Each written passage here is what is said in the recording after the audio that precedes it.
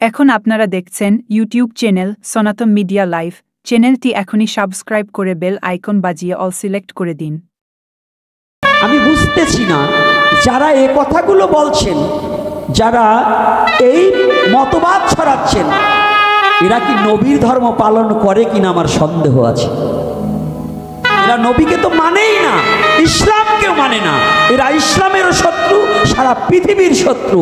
এরা মানুষে মানুষে। আজকে আমাদের সমাজে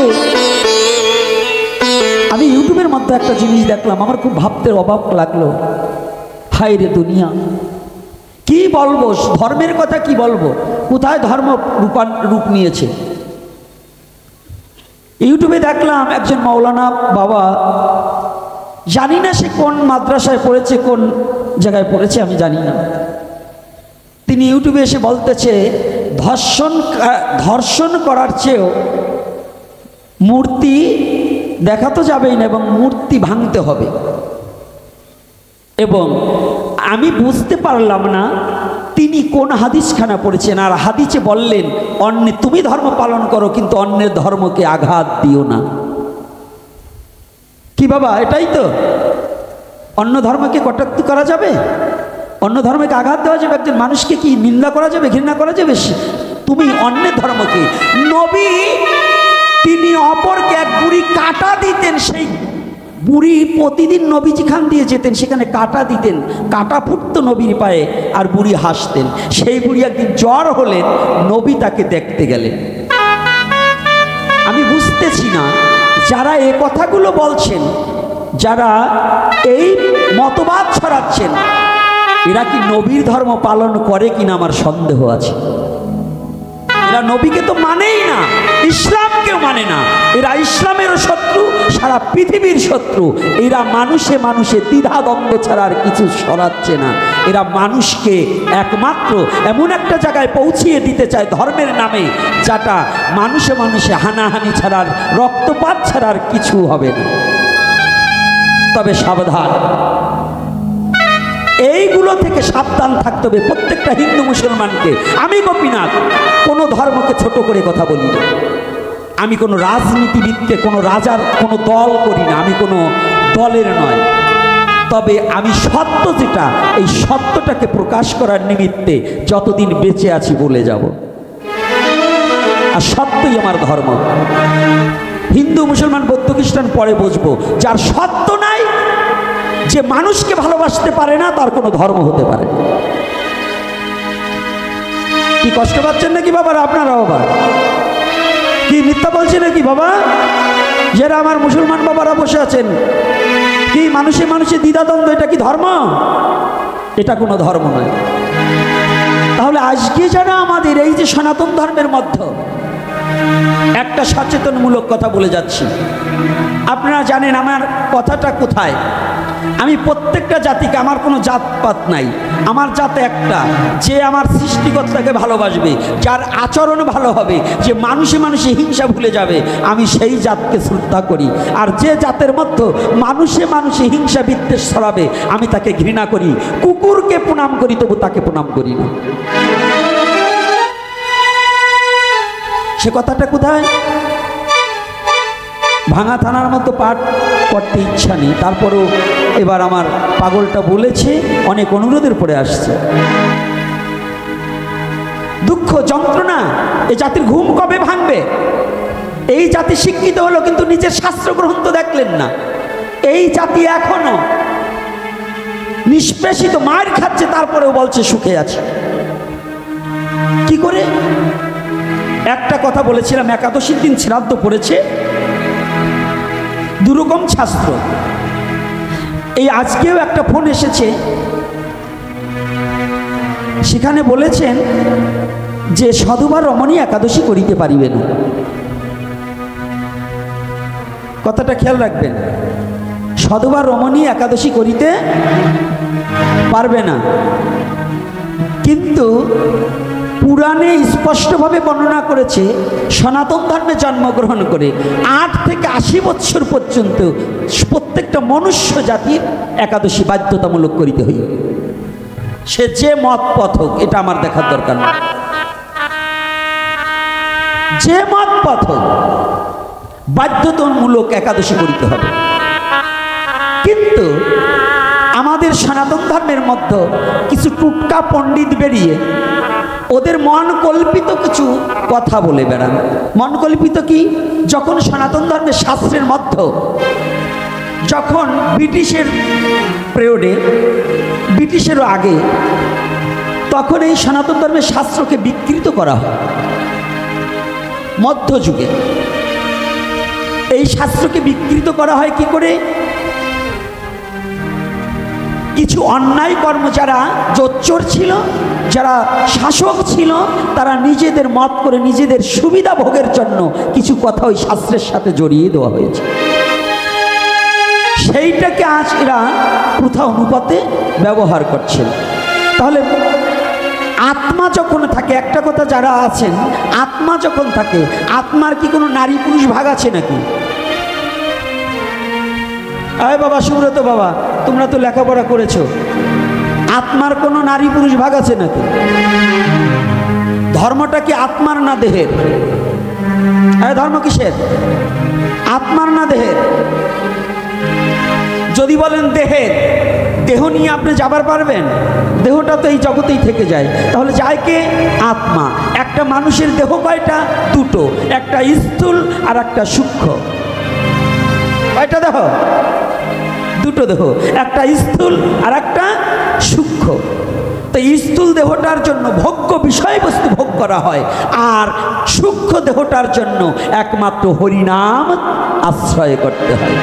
যদি শুদ্ধ আত্মাটাকে যদি পরিশুদ্ধ এবং তাকে শক্তিমান করতে হয়, তাকে যদি বল বৃদ্ধি করতে হয়, তাহলে হরিনাম করতে হবে। যেমন ইসলাম ধর্মে বললেন তোমার দেহের জন্য খাদ্য প্রয়োজন, আর যদি তোমার কলব চিন্তা করতে চাও, কলবকে যদি দিল হুজুরি করতে চাও, তাহলে তোমার জিকির করতে হবে, আল্লাহর নামে দেওয়ানা হয়ে যেতে হবে। তুমি যতদিন পর্যন্ত জিকির না করবে, কলবে কলবে যতদিন পর্যন্ত জিকির না উঠবে, ততদিন পর্যন্ত তুমি প্রকৃত মুমিন হতে পারবা না। আর আমার সনাতন বললেন কি, যদি এই পরমাত্মা রূপকে তুমি না চিনতে পারো, তাহলে তোমার কোনোদিন পরমাত্মা কি আর জীবাত্মা কি ভূতাত্মা কি, এই আত্মা রামেশ্বর কি আত্মা কি, এই সম্বন্ধে যতদিন পর্যন্ত তুমি অবগত না হতে পারবে, ততদিন পর্যন্ত তোমার আসা যাওয়াই সার হইবে, তোমার ভজন হবে না। তাহলে এই মূর্খের দল কি বললেন? এরা বলছে সধবা রমণী একাদশী করিতে পারবে না। এবার বৈশাখ মাসে এক গ্রুপে প্রচার করেছে, কি করেছে? সাধুবা রমণীরা তুলসী গাছে জল দিতে পারবে না। কি করেছে কি না? এই মূর্খদের কথা শুনে রসাতলে যাওয়ার চেষ্টা করা যাবে না। এগুলো কি জানেন? সুবিধাবাদী। কারণ ব্রাহ্মণ্যবাদ ছড়াবার সেই আশঙ্কা এখনো রয়ে গেছে। ওরা এখনো পূর্বের সেই রেশ কাটাতে পারেনি। ওরা যেমন বলতেন যে ব্রাহ্মণ ছাড়া যেমন নারায়ণ শিলা জলদান করা যাবে না, পূজা করা যাবে না, এই বোকামির দিন শেষ। সেই পূর্বের দিন শেষ, গোরামির দিন শেষ, এখন মাত্র আছে ভক্তির দেশ। যেই ভজে সেই ভক্ত, আর সব ছাড়, কৃষ্ণ ভজনে নাই জাতি কুলাদি বিচার। আমার একটা কথা ছিল, একাদশীর দিন যখন শ্রাদ্ধ পড়েছে, একজন প্রশ্ন করেছে, সেই প্রশ্নের উত্তর দিতে গিয়ে আমার একটা রং কথা হয়েছে। আমার রং বলিনি, কথাটা সত্য, বুঝায় ভুল। একাদশীর দিনে শ্রাদ্ধ করা আমাদের মহাপ্রভুর নির্দেশ, নিষিদ্ধ, বৈষ্ণবীয় ধারায় নিষিদ্ধ, স্বরগোস্বামীর সিদ্ধান্তবাদ। আপনারা কি স্বরগোস্বামীকে মানেন কি না? রাধে রাধে। কারা কারা মানেন হাত তুলেন তো। স্বরগোস্বামীকে কারা কারা মানেন তারা হাত তুলবেন, যারা মানেন না তাদের হাত তুলতে হবে না। আচ্ছা, অনেকেই ভয়তে হাত তোলেন নাই, কোনটা বলে বিপদে পড়ে যাব। কিন্তু তা না, হাত তুলতে হবে যদি না মানেন। স্বরগোস্বামীজিকে মানে না, এই কলির যুগে জন্মগ্রহণ করে যে মহাপ্রভুকে মানে না, অত মনুষ্যের মতোই গণ্য না। যদি স্বরগোস্বামীকে মানেন, তাহলে গোপাল ভট্ট গোস্বামী তেনার বিরচিত গ্রন্থ, সেটা হচ্ছে হরিভক্তি বিলাস।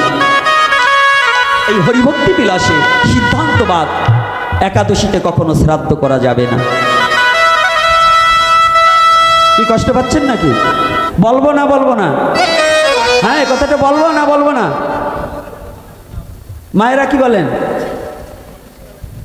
না, শেখা লাগবে না। কয়েকজনের মুখ একেবারে শুকিয়ে গেছে, বুঝতে পারছি, মুখ শুকিয়ে গেছে। বাবে যদি আবার একাদশী দিন জম্বের খাওয়া এতগুলো করে খাই, তো যদি গোসাইয়ের কথা শুনে খাওয়া বন্ধ হয়, এই জন্য মুখটা শুকিয়ে গেছে। আরে দেখলেও টের পায়, কারণ ওগুলো একাদশী করার দলে না। আবার এক গ্রুপ বলে যে আমার গুরুদেব বলছে একাদশী করা যাবে না। এই যে বলছে যে একাদশী করা যাবে না, ও তো গুরুর মতই না। যদি কোনো গুরু বলে একাদশী করা লাগবে না তোর, তাহলে ও গুরুর মতই না। একমাত্র একাদশী লাগবে না পুরীর জগন্নাথ দেবের, পুরীর জগন্নাথ দেবের।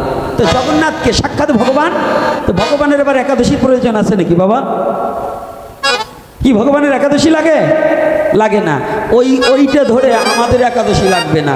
তোমার জড়ভৌতিক দেহ, তোমার জন্য একাদশী বাধ্যতামূলক। 8 হইতে 80 বছর পর্যন্ত একাদশী বাধ্যতামূলক পালন করিতে হবে, এটা শাস্ত্রীয় নির্দেশনা। তো সেই কথাটা বলতে গিয়ে আমি বলছি, যজাইনে বাহন আর শ্মশাইনে দানব এই দুইটা সমান। কারণ এই শ্মশানের দানব যেমন যারে পায়, বুড়ি চুরি পায় না তারে ধরে, আর একাদশী দ্বাদশী কোনো কিছু মানে না, যাজনীয় ক্রিয়া যারা করে। এই কথা বলায় ভাঙার থেকে এই আমার বাবাও জানে, মানবেন্দ্রও জানে, কিন্তু আমি কথাটা বলি, একটা কথা না বলে পারছি না। আমাকে অপমান করার জন্য ভাঙা বাজারের মধ্যে, ভাঙা টাউনের সমস্ত ব্রাহ্মণ এক হয়ে আমাকে অপমান করার জন্য, অপদস্থ করার জন্য, সেদিন আমি নামও বলে দিতে পারি, এরাও ওখানে সেদিন ছিল। কিন্তু এই জাতি একটাও বুঝিল না, ওরা গোপনে, মানে আমাকে আগে না ডেকে, তা আমি বলছিলাম সমাজে বসুন, তারপরে বসেনি। কিন্তু তারা ওখানে আমাকে অপমান, আমাকে মারার জন্য পর্যন্ত ব্যস্ত হয়ে গেলেন। আজকে নাম বলে দেব, কারণ আর বেশি দিন আপনাদের মাঝে হয়তো থাকতে পারবো না। আমার শারীরিক অবস্থাও ভালো না, আর দেশের অবস্থাও ভালো না, কবে কখন কোন দিন চলে যাই বলতে পারি না। কিন্তু বলে দেই, এই যে রাক্ষসগুলোকে একটু চিনে নিতে হবে, এই ধর্মবিদ্বেষীগুলোকে চিনে নিতে হবে, এরা এই সনাতনের পয়জনগুলোকে চিনে নিতে হবে। এরা আমার ধর্মের এবং জাতির কত ক্ষতি করেছে, এগুলোকে চিনে চিনে, মুখ চিনে চিনে রাখতে হবে। এটা যন্ত্রণাদায়ক কথা। এ কথাটা বলায় যদি আমাকে অ্যাটাক করার জন্য ভাঙা বাজারের উপরে সুবোধ পণ্ডিতের ঘরে সুবোধ পণ্ডিতকে ডেকে আমাকে অপমান করার জন্য এরা ব্যস্ত হয়েছিল। আমার অন্য কাউকে ডাকবে না, অন্য কাউকে না, শুধু আমাকে। এই কারণগুলো করেছিল এই ভাঙা থানার সম্পূর্ণ ব্রাহ্মণ সম্প্রদায়। এজন্য এই ব্রাহ্মণ সম্প্রদায় এক সময় আমাদের এই সনাতন ধর্মের ক্ষতিকারক মূল পয়জন। এই রাক্ষসের গ্রুপগুলো বলেই যাব, আর তাতে আমার ভাগ্যে যা হবে হবে। কারণ যত বাধা দেবে তত মুখ দিয়ে সত্য কথা বেরিয়ে যাবে। হাতে গোনা কয়েকজন ব্যক্তি শুধু জাননি যারা সত্যিকার অর্থে ব্রাহ্মণ হয়েছে। কারণ প্রকৃত ব্রাহ্মণকে আমি প্রণাম করি, আমি তার দাস হয়ে থাকতে চাই, যাদের মধ্যে জাতি হিংসা নাই, যাদের মধ্যে কোনো বর্ণ হিংসা নাই, যারা কোনো মানুষে মানুষে ভেদাভেদ না ছড়ায়। আমি এই ব্রাহ্মণকে সত্য প্রণতি জ্ঞাপন করি, তাদের চরণের দাস হয়ে থাকতে চাই। কিন্তু যারা আমাদের মধ্যে বর্ণবাদ ছড়াতে চাবে, যারা বর্ণবাদ নিয়ে হিংসা নিন্দা করে মানুষকে চুষে খাওয়ার একটা কল করবে, তাদেরকে কোনোদিন আমি মেনে নেব না। এবং আমি নয়, আমার অনুসারী যারা আছে তারাও কোনোদিন মেনে নেবে না। কি আপনারা কি একমত না দুই মত? রাধে রাধে। আপনারা সনাতনী নয়, তাহলে কি বর্ণবাদ চান? বর্ণবাদ চান? আরে সূচনা করে দিয়ে যায়, একদিন কাজ হবে। একেবারে কিছু বলবো না, আজকে বলবো না, কালকে বলবো না, তাহলে আর কেউ বলবে না। এই বাংলাদেশে পাঠক আছে কিন্তু বলে না কেউ। আমার চেয়ে জ্ঞানীজন আছে, আমার চেয়ে শাস্ত্রজ্ঞ আছে, কিন্তু কেউ কাউকে বলতে চায় না। অন্যায় করে যাবে, অন্যায় যে করে আর যে সহে, দুইজনেই সমান অপরাধী। কি অপরাধী না বাবা? দুজন তো সমান। তাহলে আমার ধর্মে, আমার ধর্ম একটা, তার নাম কি? সনাতন। তাহলে সনাতনে কোনো বিভেদ থাকবে না, এক পিতা এক ধর্ম, সেই ধর্মে কোনো জাতাজাতির কল থাকবে না। আমরা ওটা মানি না। আমি মানি তাকে যদি সাধন করে কেউ উন্নত হতে পারে, সে যে কুলের ছেলে হোক, তাকে ব্রহ্মতত্ত্ব জ্ঞান যিনি উপলব্ধি করিয়াছেন তাকে প্রণাম করা কোনো বাধা নেই। তাই যাক, আর দীর্ঘায়ী করব না। কত বাজে বাবা? আমার শারীরিক দিক থেকে যদিও কথা বলি, কিন্তু আমার একটু শরীরটা নরম হয়ে আসছে। আমার গিয়ে আবার এখন হসপিটালে একটু ঢুকতে হবে। তাই কৃপা করে আপনাদের কাছে আমার একটা প্রার্থনা, যারা যেখান থেকে এসেছেন শুদ্ধ চিত্তটা, নিরামিষ খেলেও হবে না, যদি নিরামিষ বুঝি হলেন, কিন্তু শুদ্ধ চিত্ত যদি না হয় তাহলে মানব জীবনের পরিপূর্ণতা আসবে না। আর আপনার নিজ ধর্মকে ভালোবাসার জন্য প্রেমের দুয়ার খুলে দিন। স্বধর্মকে ভালোবাসতে শিখুন। নিজের স্বধর্মটাকে ভালো না বাসতে পারলে কিন্তু হবে না। আমি তাকেই ভালোবাসি যে যে ধর্মে জন্মগ্রহণ করছে, তার সেই নিজ ধর্মটাকে যে সঠিকভাবে প্রতিপালন করতে পারে। যে নিজের ধর্মকে ভালোবাসতে জানে না, সে অন্যের ধর্মকে ভালোবাসতে জানে না। যে অন্যের ধর্মকে ভালোবাসতে জানে না, সে তার নিজের ধর্মকেও ভালোবাসতে জানে না। তাহলে আমি আজকে যারা এসেছেন, আমি সবিনয়ে প্রার্থনা করি, আমার কথার মধ্যে দিয়ে অনেক ভুল ত্রুটি আছে। আজকে কথা বলার শক্তিটাও নেই, ভক্তিটাও নেই, তথাপি আপনাদের চরণের কৃপায় যতটুকু সময় বসে থাকলাম, কৃপা করবেন আগামী দিন যদি মহাপ্রভু রাখেন,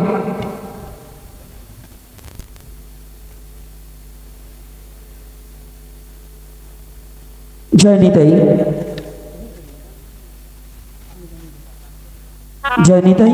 কেউ উঠবেন না, প্রসাদের ব্যবস্থা আছে, প্রসাদ না পেয়ে কেউ যাবেন না, একজনও যাবেন না। আবার ওরা একটু কীর্তন করবে, এজন্য সময় আমাদের আরো 20 মিনিট কেটে যাবে।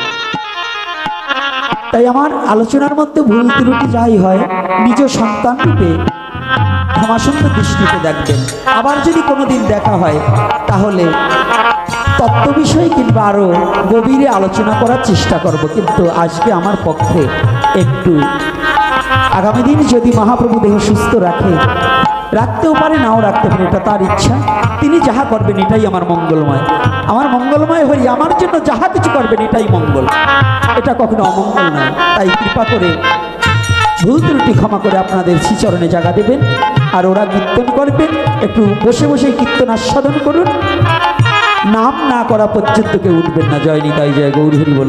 আজকের মতো হরিকথা এখানে বিশ্রাম রহিল, আগামী দিন হরিকথা আস্বাদন করাইবে।